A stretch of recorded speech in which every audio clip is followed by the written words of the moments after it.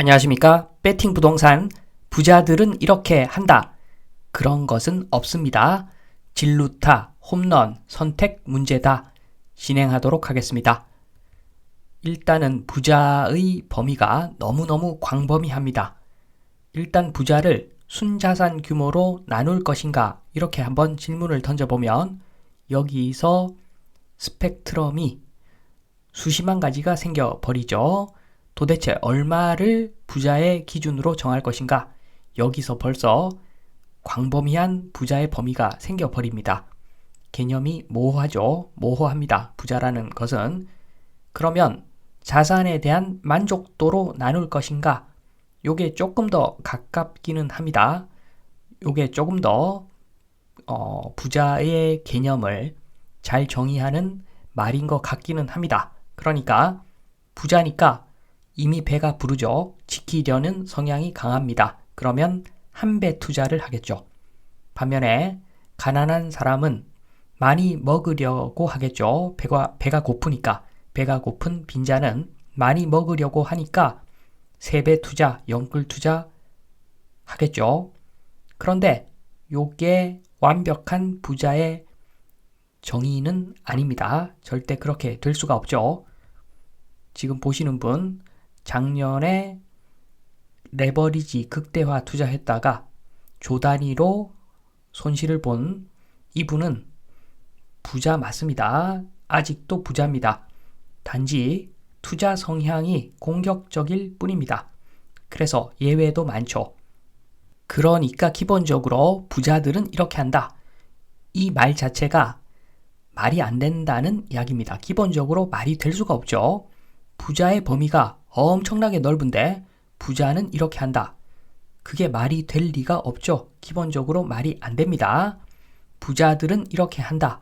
왜 월월인가? 또 다른 이유를 한번 들어보면 대투자자, 아주 큰 부자죠. 큰 부자들 인터뷰한 거 보면은 나는 주식에 투자하지 다른 자산에 거의 투자를 안 한다. 잘 모르니까 이렇게 인터뷰합니다. 그런데 중간에 질문하다가 이런 답변을 합니다. 내가 몇 년도에는 리츠 투자 잠시 해가지고 몇십억 벌었다. 또는 몇 년도에 금 투자를 해가지고 또는 몇 년도에 옥수수 선물 투자해가지고 또 몇 년도에는 석유 선물 투자해가지고 몇십억 잠시 벌었다. 이렇게 이야기를 합니다. 말이 잠시 벌었다이지 이들은 일반인에 비해서 이런 분야에서도 훨씬 더 탁월한 견해와 탁월한 감각을 가지고 있다는 겁니다. 그리고 이런 이야기도 합니다. 몇 년도에는 채권이 너무 금리가 높아가지고 찬스라고 생각하고 매수해가지고 아직도 보유하고 있다. 이런 이야기도 합니다. 그러니까 제가 말씀드리고 싶은 것은 부자면 부자일수록 가진 게 많기 때문에 그 가진 걸 어디에다가 투자를 해야 되고 그렇기 때문에 투자의 안목 자체가 일반인보다 훨씬 더 높을 수밖에 없습니다. 큰 부자일수록 가진 게 많으니까 분산 투자할 수밖에 없죠. 주식, 실물자산, 채권, 부동산, 시험 삼아 비트코인까지 투자를 하죠.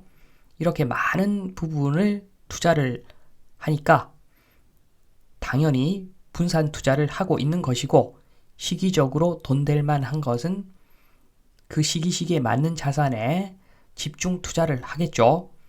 그래서 부자들은 이렇게 한다. 당연히 월월입니다. 일단 부자라고 해서 투자 성향이 모두 동일한 것은 아니죠. 포트폴리오가 다양한 특징은 있겠지만 그 포트폴리오 어디에 얼마만큼 투자하는 비율과 비중 자체가 모두 동일할 수가 없습니다. 10,000명의 부자가 있으면 10,000명의 투자 스타일이 다 다르다고 보시면 됩니다. 단지 종잣돈이 많아서 일반인에 비해서 분산 투자를 할 수밖에 없는 여건이겠죠. 그런데 이렇게 다양한 분산 투자를 하는 부자들을 따라서 일반인들이 투자한다. 말이 안 되는 이야기입니다. 말이 안 되는 이야기죠. 가진 게 많으면 분산 투자해도 되겠지만 가진 게 별로 없으면 어느 정도는 특정 자산에다가 집중을 좀 해야 되겠죠. 그러면 지금 부자는 이렇게 투자한다 이런 거 없으면 투자에 정답이 없다는 건데 그럼 어떻게 투자를 해야 하는가?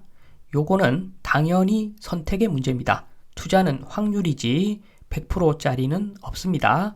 지금 미국 장기 국채가 거의 5%까지 간다고 정확하게 예측한 사람은 아마 없을 겁니다. 그냥 이야기는 그런 식으로 던졌어도 이렇게 될 줄 정말로 알고 있었던 사람은 극소수겠죠. 투자는 확률을 높여가는 게임이지 100%짜리 완벽한 투자는 없습니다. 단지 선택의 문제일 뿐이죠.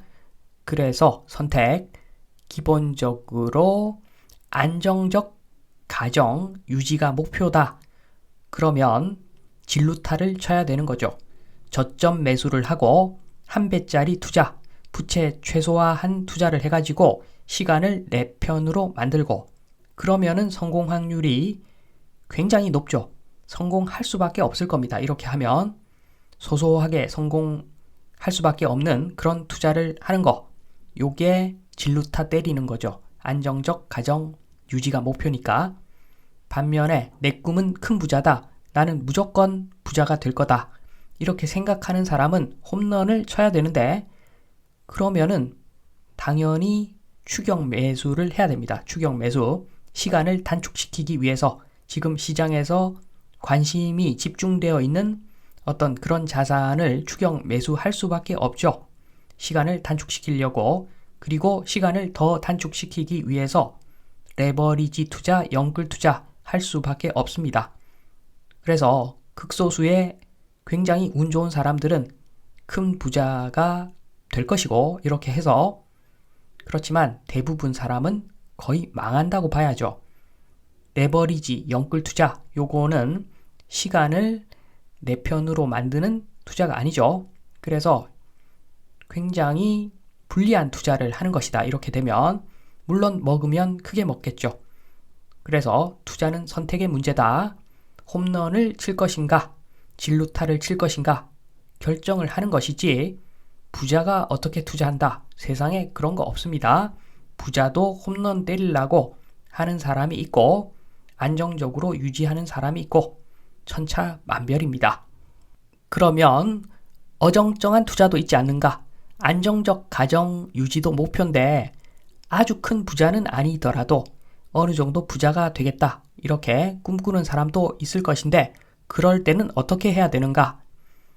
바벨 전략이죠. 바벨 전략인데 기본적으로 안정적 가정 유지가 목표다. 이쪽으로 치중을 해야 됩니다. 기본적으로 부동산, 대한민국 사람들 부동산 많이 보유하고 계신데 부동산은 큰 돈이 들어가기 때문에 요거는 부채를 최소화해가지고 저점 매수 요쪽으로 접근을 해야 되는 것이 맞다고 보고 그리고 다른 자산, 금융자산 또는 뭐 비트코인도 될 수가 있겠죠. 다른 어떤 자산들은 소액 투자가 가능합니다. ETF 형태로 모든 자산에 소액 투자가 가능하죠. 그러니까 부동산이 아닌 자산에 투자할 때는 ETF 형태로 소액을 3배짜리 또는 선물 투자 뭐 이런 거 해도 된다고 봅니다. 왜냐하면 망해도 소액이니까 망하면 되는 거고 대박 터지면 어느 정도 부자가 될 수 있고 그래서 현실 세계에서는 안정적 가정 유지를 목표로 안정적 투자를 부동산 쪽에서 하고 금융자산 쪽은 도전적으로 투자를 소액으로 해도 되겠다. 이러한 견해까지 말씀드리면서 이만 마치겠습니다. 감사합니다.